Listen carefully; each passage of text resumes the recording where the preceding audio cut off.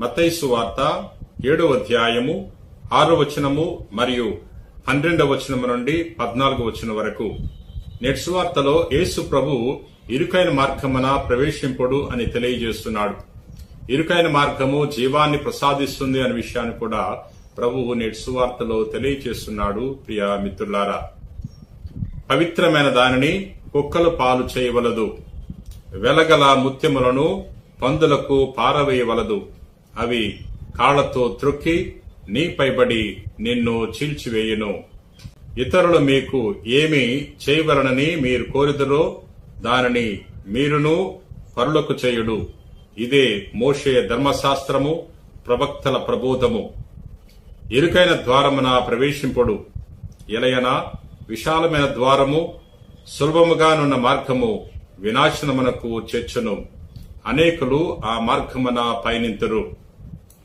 జీవమునకు పోవు ద్వారము ఇరుకైనది, మార్గము కరుకైనది. కొద్దిమంది మాత్రమే ఈ మార్గమును కనుగొందురు. ఇది క్రీస్తు సువిశేషము. క్రీస్తువా మీకు స్తుతి కలుగునుగాక. దేవుడు మనిషిని తన యొక్క రూపములో సృష్టించాడు, తన ఊపిరిని ప్రసాదించాడు, పరిశుద్ధము భాగ్యమైన స్థితిలో సృష్టించాడు. మనిషి యొక్క జీవితము ఎంతో విలువైనది. మనిషి యొక్క జీవితము విలువైనదని మానవులకు తెలుసు, కానీ జంతువులకు తెలియదు. ప్రియ సహోదర సహోదరులారా, అందుకనే నేటి సువార్తలో యేసు ప్రభు ఈ విధంగా తెలియజేస్తున్నారు. పవిత్రమైన దానిని కుక్కల పాలు చేయవలదు, వెలగల ముత్యములను పందులకు పారవేయవలదు అని ప్రభు తెలియజేస్తున్నాడు. జంతువులు ఆహారం కోరుకుంటాయి, జంతువులు ముత్యాలు కోరుకోవు.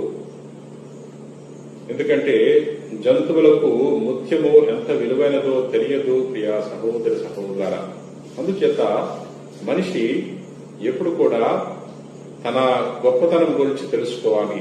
దేవుడు మనిషిని ఎంత గొప్పగా సృష్టించాడో తెలుసుకుని పవిత్రమైన జీవితాన్ని జీవించాలి. నేటి సువార్తలో యేసు ప్రభు మరొక విషయాన్ని తెలియజేస్తున్నాడు. ఇతరులు మీకేమి చేయవలనని మీరు కోరుదులో దానిని మీరు పరులకు చేయుడు. ఇదే మోషే ధర్మశాస్త్రము, ప్రవక్తల ప్రబోధము. మనం ఎప్పుడు కూడా ఇతరులు మనల్ని పొగడాలని కోరుకుంటాం, మన గురించి ఇతరులు గొప్పగా చెప్పాలని కోరుకుంటాం, ఇతరులు మనకు దయ చూపించాలని కోరుకుంటాం.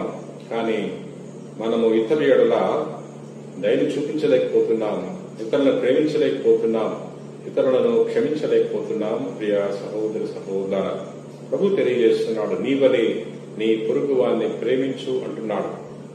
నేటి సువార్తలో యేసు ప్రభు మరొక విషయాన్ని తెలియజేస్తున్నాడు. ఇరుకైన ద్వారమున ప్రవేశింపుడు, ఎలయనా విశాలమైన ద్వారము వినాశనమునకు చేర్చును. అనేకులు ఆ మార్గమున పయనింతురు. విశాలమైన మార్గము వినాశనానికి దారితీస్తుంది. విశాలమైన మార్గము సైతాను యొక్క మార్గము, విలువలు లేని మార్గము.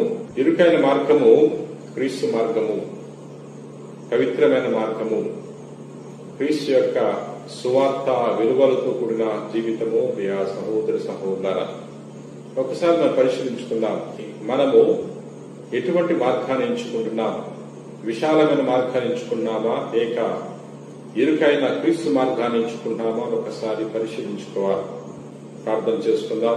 ప్రేమ కలిగిన ప్రభువా, దయగలిగిన సర్వేశ్వర ప్రభువా, నేటి వాక్యం ద్వారా మాతో మాట్లాడినందులకు నీకు వేలాది వందనాలు ప్రభువా. మేము సహోదర ప్రేమ కలిగి జీవించే వాక్యాన్ని దయచేయాలి. ఇతరులు మాకేమి చేయాలని మేము కోరుకుంటున్నాము, దానిని ఇతరులకు చేసే గొప్ప మనసును మాకు దయచేయాలి.